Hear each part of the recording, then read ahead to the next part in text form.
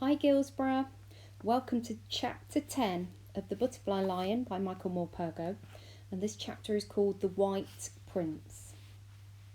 They said I could take him out in his wheelchair every Sunday, so long as I didn't tire him, so long as he was back by supper. As Bertie said, it was just like our Sundays had been when we were little. There was only one place we could go, a small village only a mile away. There wasn't much left of the village. A few streets of battered houses, a church with its steeple broken off halfway up, and a cafe in the square, thankfully still intact. I would push him in his chair some of the way, and he would hobble along with his stick when he felt strong enough. Mostly we would sit in the cafe and talk, or walk along the river and talk. We had so many years to catch up on. He hadn't written, he told me, because he'd thought that each day at the front might be his last, and he might be dead by sunset. So many of his friends were dead. Sooner or later, it had to be his turn. He wanted me to forget him, so that I wouldn't know when he was killed, so that I wouldn't be hurt. What you don't know, you don't grieve over, he said. He had never imagined that he would survive, that he would ever see me again. It was on one of our Sunday outings that I noticed a poster across the street on the wall of what was left of the post office. The colours were faded and the bottom half had been torn away, but at the top the print was quite clear. It was in French. Cirque Merlot, it read, and underneath, Le Prince Blanc, the White Prince, and just discernibly a picture of a lion roaring. A white lion. Bertie had seen it too. It's him, he breathed. It has to be him. With no help from me, he was out of his wheelchair, stick in hand, limping across the street towards the cafe. The cafe owner was wiping down the tables outside on the pavement. The circus, Bertie began, pointing back at the poster. He didn't speak much French, so he shouted in English instead. You know, lions, elephants, clowns. The man looked at him blankly and shrugged. So Bertie started roaring like a lion and clawing the air. I could see alarmed faces at the window of the cafe, and the man was backing away, shaking his head. I ripped the poster off the wall and brought it over. My French was a little better than Bertie's. The cafe owner understood at once. Ah, he said, smiling with relief. Monsieur Merlot, le cirque. And he went on in broken English. The circus, he is finished. Sad, very sad. The soldiers, you understand, they want beer and wine and girls maybe. They don't want the circus. No one comes. So Monsieur Merlot, he had to close the circus. But what can he do with all the animals? He keep them. He feed them. But the shells come. More and more they come. And his house, how you say it is bombarded. Many animals are dead. But Monsieur Merlot, he stay. He keep only the elephants, the monkeys and the lion, the White Prince. Everyone love the White Prince.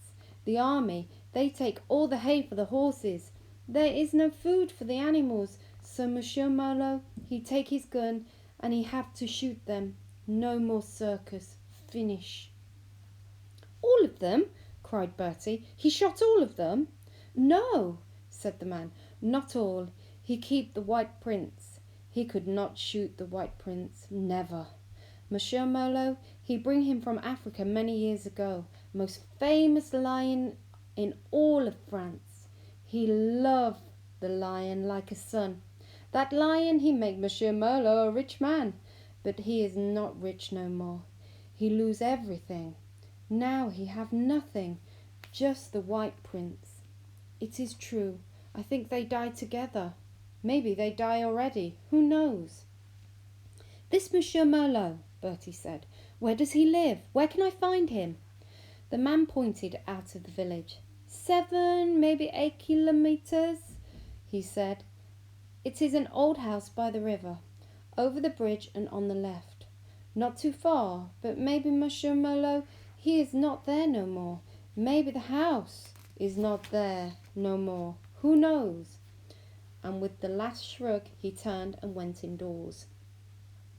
There were always army lorries rumbling through the village, so it was not at all difficult to hitch a ride.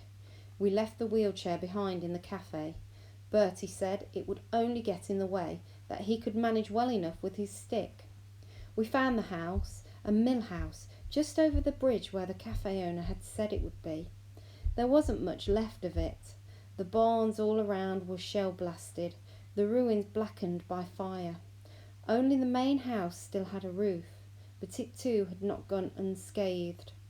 One corner of the building had been holed and was partially covered by canvas that flapped in the wind. There was no sign of life. Bertie knocked on the door several times, but there was no answer. The place frightened me. I wanted to leave at once, but Bertie would not hear of it. When he pushed gently at the door, it opened. Everything was dark inside. I did not want to go in, but Bertie took me firmly by the hand. "He's in here," he whispered. "I can smell him." And it was true. There was a smell in the air, pungent and rank, and to me quite unfamiliar. "Bonjour," said a voice from the darkness of the room.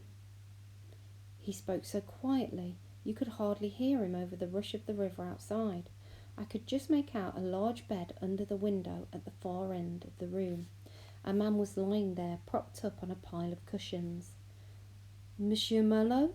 Bertie asked. "Oui." As we walked forward together, Bertie went on. "I am Bertie Andrews. Many years ago you came to my farm in Africa, and you bought a white lion cub. Do you still have him?" As if in answer, the white blanket at the end of the bed became a lion, rose from the bed, sprang down, and was padding towards us, a terrible rumble in his throat. I froze where I was as the lion came right up to us. "It's all right, Millie. He won't hurt us," said Bertie, putting an arm around me. "We're old friends." Moaning and yowling, the lion rubbed himself up against Bertie so hard that we had to hold on to each other to stop ourselves from falling over.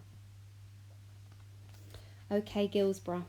The next chapter is called A Miracle, a Miracle, and I'll be reading it tomorrow. Take care and stay safe.